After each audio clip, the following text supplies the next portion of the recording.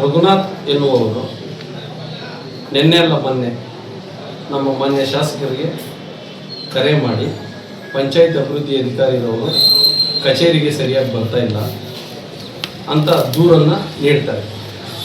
ನಾನು ಈವರವರು ಆ ದಿನ ಜವಾಬಂದಿ ಕಾರ್ಯಕ್ರಮ ಇರ್ತದೆ, ಉಪಕಾರ್ಯದರ್ಶಿಗಳು ಬಂದಿರ್ತಾರೆ. ಆಮೇಲೆ ಅವತ್ತು ತಾಡಿಕೋಡ್ ಪಂಚಾಯತಿಗೆ ಇನ್ಸ್ಪೆಕ್ಷನ್ ಹೋದಂಥ ಸಂದರ್ಭದಲ್ಲಿ ನಾವೆಲ್ಲ ಜೊತೆಯಲ್ಲೇ ಇರ್ತೀವಿ. ನನಗೆ ಈವರವರು ಫೋನು ಇಲ್ಲೇ PDO ಇಲ್ಲೇ ಇದ್ದಾರೆ ಸರ್, ದಯವಿಟ್ಟು ಮಾತನಾಡಿ ಅಂತ ಹೇಳ್ತಾರೆ. ಆಮೇಲೆ ನಾನು ಶಾಸಕರಿಗೆ ಎಕ್ಸ್ಪ್ಲೇನ್ ಮಾಡ್ತೀನಿ, ಸರ್ ನಾನು ಪ್ರತಿದಿನ ಅದೇ ದಾರಿಯಲ್ಲಿ ಬರೋದ್ರಿಂದ ಬೆಳಗ್ಗೆ ಮತ್ತು ಸಂಜೆ ನಾನು ಆ ಗ್ರಾಮ ಪಂಚಾಯತಿ ಕಚೇರಿಯಲ್ಲಿ ಹಾಜರಾಗ್ತಾ ಇದ್ದೀನಿ. 3 ಗ್ರಾಮ ಪಂಚಾಯತಿಗಳಿರೋದ್ರಿಂದ ನಮಗೆ ಕೆಲಸದ ಒತ್ತಡ ಜಾಸ್ತಿ ಆಗಿದೆ. ನೀವು ಬೇಕಾದರೆ ನಂದು ಅಟೆಂಡೆನ್ಸು ಏನಿರ್ತದೆ ಅದನ್ನು ಚೆಕ್ ಮಾಡ್ಕೋಬೋದು ಅಂತ ಹೇಳ್ತೀನಿ. ಇಲ್ಲ ಬಿಡಪ್ಪ, ಅದು ಏನೋ ಮಿಸ್ಕಮ್ಯುನಿಕೇಷನ್ ಆಗಿದೆ, ನಾನು ಅವ್ರಿಗೆ ಹೇಳ್ತೀನಿ, ಕರೆದು ಮಾತನಾಡ್ತೀನಿ ಅಂತ ಅವ್ರಿಗೆ ನನಗೆ ಇಬ್ಬರಿಗೂ ಸಹ ಅವರು ಹೇಳ್ತಾರೆ. ಮಾರನೇ ದಿವಸ ಬೆಳಗ್ಗೆ ಪತ್ರಿಕಾ ಮಾಧ್ಯಮದವ್ರ ಮುಖಾಂತರ ನನಗೆ ಇವತ್ತು ಈ ರೀತಿ ಪ್ರೆಸ್ ಮೀಟ್ ಕರೆದಿದ್ದಾರೆ ಸರ್, ಅದೇನು ಅಂತ ಕೇಳ್ತಾರೆ. ಇಲ್ಲ, ನಾವು ಟ್ರೈನಿಂಗ್ ಹೋಗ್ತಾ ಇದ್ದೀವಿ ಅಂತ ನಾನು ಅವ್ರಿಗೆ ವಿಷಯ ತಿಳಿಸಿದ್ದೀನಿ. ಸರ್, ಇದು ಪ್ರೆಸ್ ಮೀಟ್ ಮಾಡ್ತಾರಂತೆ, ನಮ್ಗೆ ಮಾಹಿತಿ ಇಲ್ಲ, ಅನುಮತಿ ತಗೊಂಡಿಲ್ಲ, ವಿಷಯನೂ ಗೊತ್ತಿಲ್ಲ, ಯಾವುದು ಅರ್ಜಿ ಸಹ ನೀಡಿಲ್ಲ ಅಂತ ಹೇಳ್ತೀನಿ. ಆಮೇಲೆ ನಾನು ಮಾತನಾಡ್ತೀನಿ ಅವ್ರ ಹತ್ರ ಅಂತೇಳಿ ಸಾರ್ ಮಾತಾಡಿದ್ದಾರೆ. ಮಾತಾಡಿದ್ದಾದ್ಮೇಲೆ ಸಹ ಅವರು ಪತ್ರಿಕಾಗೋಷ್ಠಿಯನ್ನು ಮಾಡಿ ನಮ್ಮ ಮೇಲೆ ನಿರಾಧಾರ ಆರೋಪಗಳನ್ನು ಮಾಡಿರ್ತಾರೆ. ಅವ್ರು ಮಾಡಿರ್ತಕ್ಕಂಥ ಆರೋಪಗಳಲ್ಲಿ PDO ಪಂಚಾಯಿತಿಗೆ ಸರಿಯಾಗಿ ಬರುತ್ತಿಲ್ಲ ಮತ್ತು ಸಾರ್ವಜನಿಕರಿಗೆ ದೊರಕುತ್ತಿಲ್ಲ. ತಾಲೂಕಿನಲ್ಲಿ 25 ಗ್ರಾಮ ಪಂಚಾಯಿತಿಗಳ ಪೈಕಿ 9 ಜನ PDOs ಇದೆ. ಕಳೆದ ತಿಂಗಳಲ್ಲಿ 4-5 ಜನ ರಿಟೈರ್ಡ್ ಆಗಿದ್ದಾರೆ. ನಮ್ಮದು ಲೀನ್ ಪಂಚಾಯಿತಿ ಜೊತೆಗೆ ಮಾನ್ಯ ಶಾಸಕರು, ಜನಪ್ರತಿನಿಧಿಗಳು, ಈವೋರವರು ಎಲ್ಲ ಚರ್ಚೆ ಮಾಡಿ, ಇಲ್ಲ ನೀವು ಹೆಚ್ಚುವರಿಯಾಗಿ ಇನ್ನೂ 1-2 ಪಂಚಾಯಿತಿಗಳನ್ನು ಜವಾಬ್ದಾರಿ ವಹಿಸ್ಕೋಬೇಕು, ಸಾರ್ವಜನಿಕರಿಗೆ ಕನಿಷ್ಠ ಮೂಲಭೂತ ಸೌಕರ್ಯಗಳಾದ ನೀರು ಮತ್ತು ಲೈಟು ಇಂಥ ವಿಷಯಗಳನ್ನು ತುರ್ತಾಗಿ ಸ್ಪಂದಿಸಬೇಕಂತಂದರೆ PDO ಇರಲೇಬೇಕು ಅಂತೇಳಿ ನಮ್ಗೆ ಹೆಚ್ಚುವರಿ ಜವಾಬ್ದಾರಿಗಳನ್ನು ಹಾಕಿದ್ರು 10-15 ದಿವಸದ ಹಿಂದುಗಡೆ. ನಾವು ಅವ್ರ ಮಾತಿಗೆ ಗೌರವ ಕೊಟ್ಟು ತಾಲೂಕು ಆಡಳಿತದಲ್ಲಿ ಎಲ್ಲೂ ನಮ್ಮ ಇಲಾಖೆಗೆ ಕೆಟ್ಟ ಹೆಸರು ಬರಬಾರ್ದು ಅನ್ನೋ ಒಂದು ನಿಟ್ಟಿನಲ್ಲಿ 3-4 ಜನ PDOs 3 ಪಂಚಾಯತಿ ಹಾಕೊಂಡಿದ್ದೀವಿ. ಇನ್ನೆಲ್ಲ PDOಸ್ಗೆ ಮತ್ತು ಗ್ರೇಡ್ 1 ಸೆಕ್ರೆಟರೀಸ್ಗೆ 2 ಪಂಚಾಯತಿಗಳನ್ನು ಅವರು ಹಾಕಿದ್ದಾರೆ. ಆ ಕಾರ್ಯ ಹಂಚಿಕೆ ಆಗಿ ಅದರ ಪ್ರಕಾರ ಕೆಲಸ ಮಾಡ್ತಾ ಇದ್ದೀವಿ. 3 ಗ್ರಾಮ ಪಂಚಾಯತಿಗಳಿಗೆ ನಾವು ಭೇಟಿ ನೀಡಬೇಕಂತಂದ್ರೆ ಒಂದೇ ದಿವಸ ಕಷ್ಟ ಆಗುತ್ತೆ. ಆದ್ರಿಂದ ನಾವೇನು ಮಾಡ್ತಾ ಇದ್ದೀವಿ, ಜಿಲ್ಲಾ ಪಂಚಾಯತಿ ಮೀಟಿಂಗ್ ಇರುತ್ತೆ, ಕೋರ್ಟ್ ಇರುತ್ತೆ, ಮಾಹಿತಿ ಹಾಕೋದಿರುತ್ತೆ, ವಿಡಿಯೋ ಕಾನ್ಫರೆನ್ಸ್ ಇರುತ್ತೆ. ಬರಗಾಲದ ಇದಿರೋದ್ರಿಂದ ನಮಗೆ ತುರ್ತು ಕೆಲಸಗಳು ಜಾಸ್ತಿ ಇರುತ್ತೆ. ಅಲ್ಲಿ ಸೆಕ್ರೆಟರಿ ಮತ್ತು ನಮ್ಮ ಸಿಬ್ಬಂದಿ ಇರ್ತಕ್ಕಂಥವ್ರು ಅಟೆಂಡ್ ಮಾಡ್ತಾ ಇದ್ದಾರೆ. ನಾವು ಮೂಲಭೂತ ಸೌಕರ್ಯಗಳಿಗೆ ಏನೂ ತೊಂದರೆ ಆಗಬಾರ್ದು ಅಂತೇಳಿ ನಾವೆಲ್ಲ ಅಟೆಂಡ್ ಮಾಡ್ತಾ ಇದ್ದೀವಿ. ಈಗಿರ್ತಕ್ಕಂಥ ಸಂದರ್ಭದಲ್ಲಿ PDO ಕಚೇರಿಗೆ ಬಂದಿಲ್ಲ ಅಂತಂದರೆ ದಯವಿಟ್ಟು CCTV ಕೂಡ ಚೆಕ್ ಮಾಡಿ, ನಮ್ಮ ಅಟೆಂಡೆನ್ಸನ್ನು ಚೆಕ್ ಮಾಡಿ, ಎಷ್ಟು ದಿವಸ ಹೋಗಿದ್ದೀವಿ, ಎಷ್ಟು ದಿವಸ ಬಂದಿಲ್ಲ ಅಂತ ಗೊತ್ತಾಗತ್ತೆ. ಬಂದೇ ಇಲ್ಲ ಅಂತ ಹೇಳೋದು ನಿರಾಧಾರ. ಈ ಆರೋಪಕ್ಕೆ ನಾವು ಸಮಂಜಸ ಇಲ್ಲ ಅಂತ ಹೇಳ್ತೀವಿ. ಅವ್ರಿಗೆ ಮಾಹಿತಿ ಇಲ್ಲ, ಅವರು ಯಾವತ್ತೂ ಗ್ರಾಮ ಪಂಚಾಯತಿ ಕಚೇರಿಗೆ ಬಂದವರಲ್ಲ, ನಮ್ಮ ಹತ್ರ ಯಾವುದು ಅರ್ಜಿ ಕೊಟ್ಟವರಲ್ಲ, ನಾವು ಅವ್ರದ್ದು ಯಾವುದು ಕೆಲಸ ಪೆಂಡಿಂಗ್ ಇಟ್ಟಿಲ್ಲ. ಇದು ಒಂದು. ಆಮೇಲೆ ಈ ಸೊತ್ತು ಮಾಡುವುದಕ್ಕೆ ಹಣ ವಸೂಲಿ ಮಾಡಿ ಭ್ರಷ್ಟಾಚಾರವೆಸಗಿರುತ್ತಾರೆ ಎನ್ನುವ ವಿಚಾರ. ನಾನು ಆ ಗ್ರಾಮ ಪಂಚಾಯತಿಗೆ ಹೋದ್ಮೇಲೆ ಒಂದೇ ಒಂದು ಈ ಸೊತ್ತು ಮಾಡಿ ಪಾರ್ವತಮ್ಮ ಎದುರೋದು ಅನ್ನೋದು ಆ ಈ ಸೊತ್ತನ್ನು ನಾನು ಮಾಡಿ ಅವ್ರಿಗೆ 4,408 ರೂಪಾಯಿ ರಸೀದಿ ಹಾಕಿದ್ವಿ. ಇವರನ್ನ ನೀವು ಕೇಳ್ಬೋದು. ಇವರನ್ನು ಕೇಳಿ ಯಾರಾದರೂ ನಿಮ್ಮ ಹತ್ರ ದುಡ್ಡು ತಗೊಂಡಿದ್ದಾರಾ ಏನು ಅಂತ ನೀವು ಪ್ರಶ್ನೆ ಮಾಡಬೇಕು. ನಿಮಗೆ ಹಕ್ಕಿದೆ. ಅವರು 30,000 35,000 ವಾಟರ್ ಮ್ಯಾನ್ ಕೂರಿಸ್ಕೊಂಡು ಹೋಗ್ತಾರೆ. ಆಮೇಲೆ water man, bill collector collect ಮಾಡ್ತಾರೆ ಅಂತೆಲ್ಲ ಹೇಳಿದ್ದಾರೆ. ತಮ್ಮೆಲ್ಲರಿಗೂ ಗೊತ್ತು, 6 ತಿಂಗಳಿಂದ ಯಾವುದೇ ಈ ಸೊತ್ತು ಪಂಚಾಯತಿಗೆ ಅರ್ಜಿ ಕೊಡುವ ಅಗತ್ಯ ಇಲ್ಲ. ಸಾರ್ವಜನಿಕರು ಸಿಟಿಸನ್ ಪೋರ್ಟಲ್ ಮುಖಾಂತರ ಅವರೇ ಅಪ್ಲೋಡ್ ಮಾಡಬಹುದು. ಕರೆಕ್ಟ್ ಆಗಿದೆ ಅಂತಂದ್ರೆ ಅದು ಸಿಟಿಸನ್ ಇಂದ ಕಾರ್ಯದರ್ಶಿಗೆ ಬರುತ್ತೆ, ಕಾರ್ಯದರ್ಶಿಯಿಂದ PDO ಬರುತ್ತೆ, PDO ಇಂದ ಅಡ್ಮಿನಿಸ್ಟ್ರೇಟರ್ ಬರುತ್ತೆ, ಆಮೇಲೆ ಹೋಗುತ್ತೆ, ಇವತ್ತು ತಂದು ಕೊಟ್ಮೇಲೆ ಅಪ್ರೂವಲ್ ಆಗಿ ಕಾಪಿ ಎಲ್ಲಿ ಬೇಕಾದ್ರೂ ತಗೋಬಹುದು. ಕರ್ನಾಟಕದಲ್ಲಿ ನೀವು, ಇಂಡಿಯಾದಲ್ಲಿ ಎಲ್ಲಿ ಬೇಕಾದ್ರೂ ತಗೋಬಹುದು. ಈ ರೀತಿ ಪಾರದರ್ಶಕತೆ ಇರುವಾಗ ಯಾರು ಕೇಳಿದ್ರು? ಇದಕ್ಕೆ ಆಧಾರ ಇದೆಯಾ, ಪ್ರೂಫ್ ಇದೆಯಾ? ಇದ್ರೆ ನೀವು ಕಂಪ್ಲೇಂಟ್ ಕೊಡಿ, ನಮ್ಮ ಮೇಲೆ ತನಿಖೆ ಮಾಡಿಸಿ ನಾವು ಶಿಕ್ಷೆ ಅನುಭವಿಸೋದಕ್ಕೆ ರೆಡಿ ಇದ್ದೀವಿ. ಅದು ಬಿಟ್ಟು ನಿರಾಧಾರ ಆರೋಪಗಳನ್ನು ಮಾಡುವುದು ಸರಿಯಲ್ಲ. ಇದು ನೆಕ್ಸ್ಟ್, ಪಂಚಾಯಿತಿ ಕಟ್ಟಡ ಕಟ್ಟುವ ವಿಚಾರ. 2016-17ನೇ ಸಾಲಿನಲ್ಲಿ ಸಾಮಾಜಿಕ ಅರಣ್ಯ ಇಲಾಖೆ ವತಿಯಿಂದ ಲಕ್ಷ್ಮೀಸಾಗರ ಗ್ರಾಮ ಪಂಚಾಯಿತಿಗೆ 33 ಲಕ್ಷ ಚಿಲ್ಲರೆ ಅಮೌಂಟ್ ಬರುತ್ತೆ. ಅದನ್ನ ಆಗಿನ PDO ಸಾಮಾನ್ಯ ಸಭೆ ಮಾಡಿ CO ಅವರ ಪರ್ಮಿಷನ್ ತಗೊಂಡು ಗ್ರಾಮ ಪಂಚಾಯಿತಿ ಕಟ್ಟಡಕ್ಕೆ ಬಳಸಬೇಕು ಅಂತೇಳಿ ರೆಸಲ್ಯೂಷನ್ ಆಗಿದೆ. ಆವತ್ತಿನಿಂದ ಇವತ್ತುವರೆಗೂ 10 ವರ್ಷಗಳವರೆಗೂ ಆ ಹಣವನ್ನ ಯಾವುದಕ್ಕೂ ಬೇರೆದಕ್ಕೆ ಖರ್ಚು ಮಾಡಿಲ್ಲ, ಮಾಡೋದಕ್ಕಾಗೋದಿಲ್ಲ. ನಾವು ಚಾರ್ಜ್ ತಗೊಂಡ ನಂತರ ಗ್ರಾಮ ಪಂಚಾಯಿತಿಯಲ್ಲಿ ರೆಸಲ್ಯೂಷನ್ ಮಾಡಿ ಅಲ್ಲೇ ಪಕ್ಕದಲ್ಲಿರ್ತಕ್ಕಂಥ ಜಾಗದಲ್ಲಿ 25x80 ಅಡಿಗಳ ಜಾಗದಲ್ಲಿ ಒಬ್ರು ಶೆಡ್ ಅನ್ನು ಹಾಕೊಂಡಿದ್ರು. ಅವ್ರಿಗೆ ನಾನು ನೋಟಿಸ್ ಕೊಟ್ಟು ತಿರುವುಗೊಳಿಸಿ ಈ ಜಾಗದಲ್ಲಿ ಮಾಡಿದ್ರೆ ಸೂಕ್ತ ಆಗತ್ತೆ, ಊರಿನ ಸೆಂಟ್ರಲ್ ಇರುತ್ತೆ ಅಂತೇಳಿ ಅಲ್ಲಿರ್ತಕ್ಕಂಥ ಕೆಲವರು ಸಲಹೆ ಕೊಟ್ಟರು. ಅದ್ರ ಪ್ರಕಾರ ನಾವು ಕ್ಲೀನ್ ಮಾಡಿದ್ವಿ. ಈಗ ಗ್ರಾಮ ಪಂಚಾಯತಿ ಕಮಿಟಿ ಇಲ್ಲದೆ ಇರೋದ್ರಿಂದ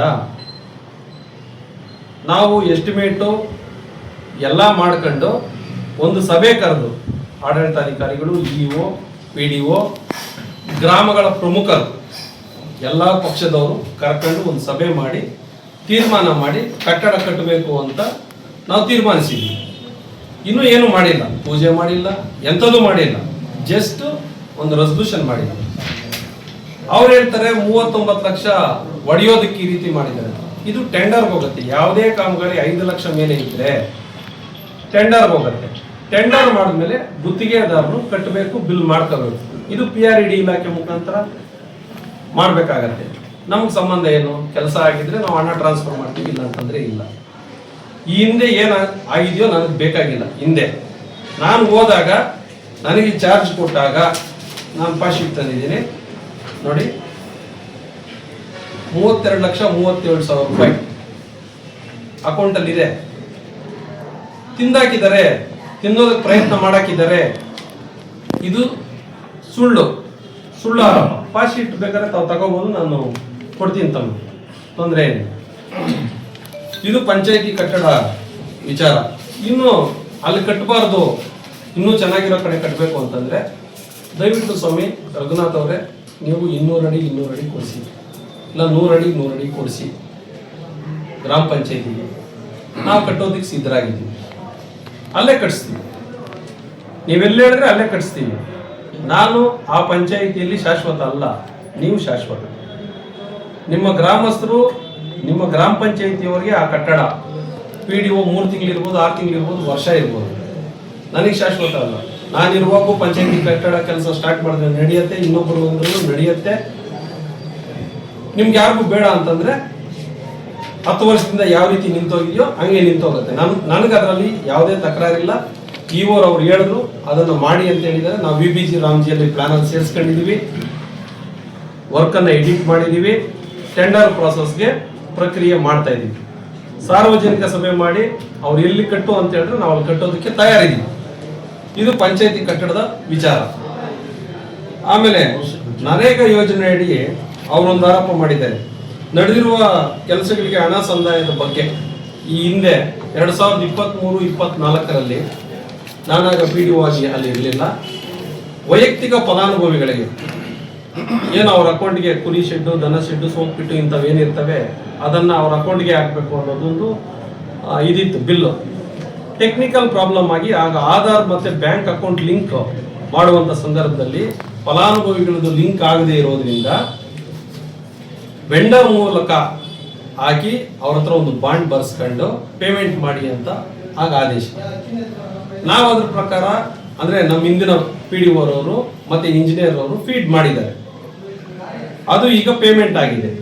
ಪೇಮೆಂಟ್ ಆದ್ಮೇಲೆ ನಾನು ಪರಿಶೀಲನೆ ಮಾಡಿ ಯಾರಿಗೆ ಹೋಗಿದೆ ಏನು ಅಂತ ಕೊಡ್ಲಿಕ್ಕೆ ನನಗೆ ಸಮಯಾವಕಾಶ ಬೇಕು. ಯಾಕಂತಂದ್ರೆ ನಾನು ಹೊಸಬ, ನಾನು ಚೆಕ್ ಮಾಡಬೇಕು, ಇನ್ಸ್ಪೆಕ್ಷನ್ ಮಾಡಬೇಕು, ಫೈಲ್ ಮೇಂಟೆನೆನ್ಸ್ ಮಾಡಬೇಕು. ಇದರಲ್ಲಿ ಅವರು ಕಂದಾಯ ಕಟ್ಸ್ಕೊಳ್ಳಿ ಅಂತ ಹೇಳಿರ್ತಕ್ಕಂಥದ್ದು ನಿಜ. ಯಾವುದೇ ಒಂದು ಸೌಲಭ್ಯ ಕೊಡ್ಬೇಕಂತಂದ್ರೆ ನಮಗೆ ಮೇಲಾಧಿಕಾರಿಗಳಿರ್ತಾರೆ. ಗ್ರಾಮ ಪಂಚಾಯತಿಯಿಂದ ಸೌಲಭ್ಯ ಕೊಡ್ಬೇಕಾದ್ರೆ ನೀವು ಕಂದಾಯ ಪಾವತಿ ಮಾಡ್ಕೊಳ್ಳೋದ್ರಲ್ಲಿ ತಪ್ಪೇನಿಲ್ಲ. ಕಂದಾಯ ಪಾವತಿ ಮಾಡ್ಕೊಂಡ್ರೆ ಗ್ರಾಮ ಪಂಚಾಯತಿ ಅಭಿವೃದ್ಧಿ ಆಗೋದು ಅಂತ ಹೇಳಿದ್ದಾರೆ. ನಾವು ಯಾವುದೇ ಸೇವೆ ಕೊಟ್ಟರು ಕಂದಾಯ ಪಾವತಿ ಮಾಡ್ಕೊಳ್ತೀವಿ. 100% ಟ್ಯಾಕ್ಸ್ ವಸೂಲಿ ಆದ್ರೆ ನಮಗೆ ಫಂಡ್ಸ್ ಕೂಡ ಬರೋದು ಸರ್ಕಾರದಿಂದ. 100% ಟ್ಯಾಕ್ಸ್ ವಸೂಲಿ ಆಗಿಲ್ಲ ಅಂತಂದ್ರೆ ಈಗಿರ್ತಕ್ಕಂಥ 16ನೇ ಹಣಕಾಸು ಗೈಡ್ಲೈನ್ಸ್ ಪ್ರಕಾರ ನಮಗೆ ಪರ್ಫಾರ್ಮೆನ್ಸ್ ಗ್ರಾಂಟ್ಸೇ ಬರೋದಿಲ್ಲ. ನಾವು ಕಂದಾಯ ವಸೂಲಿ ಮಾಡಿದ್ದನ್ನು ಏನು ಮಾಡ್ತಾ ಇದ್ದೀರಿ?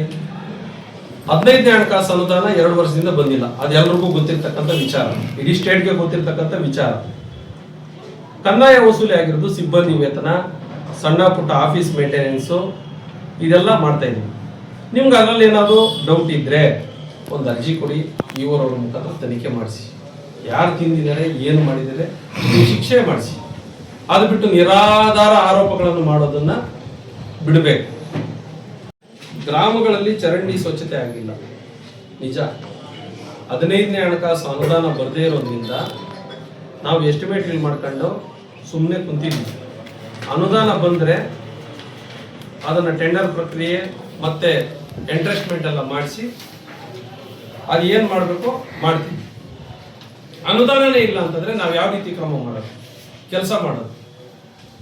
ಏನು ಕಂದಾಯ ವಸೂಲಿ ಆಗ್ತಾ ಇದೆ, ಸಣ್ಣ ಪುಟ್ಟ ಆಫೀಸ್ ಮೇಂಟೆನೆನ್ಸ್ ಮಾಡ್ತಾ ಇದೀವಿ, ಅಡ್ಮಿನಿಸ್ಟ್ರೇಟಿವ್ ಎಕ್ಸ್ಪೆನ್ಸಸ್ ಮಾಡ್ಕೊಂತ ಇದೀವಿ ಅಷ್ಟೇ.